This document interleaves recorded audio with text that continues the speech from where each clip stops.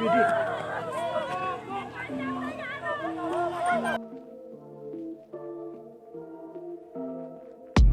mobil terjun ke jurang di Jalan Sembalun, tepatnya di Japan Taman Wisata Pusuk Sembalun, Desa Sembalun, Bumbung, Lombok Timur, Nusa Tenggara Barat pada Rabu 13 Juli 2022 dilansir dari Kompas.com.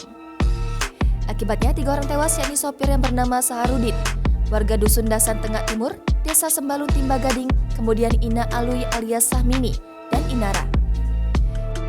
Kapolsek Sembalun, itu lalu Pancawarsa menjelaskan, korban selamat yang mengalami luka parah sebanyak 5 orang, yakni Hafzal, Mela Sugianti, M. Zaid, Aini Nisa, dan Ina Gian.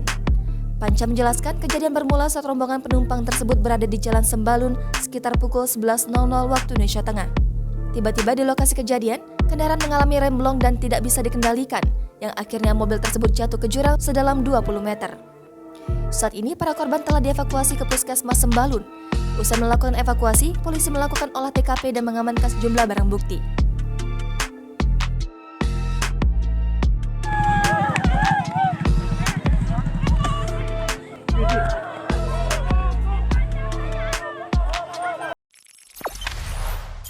Jangan lupa subscribe, share, komen, dan like ya!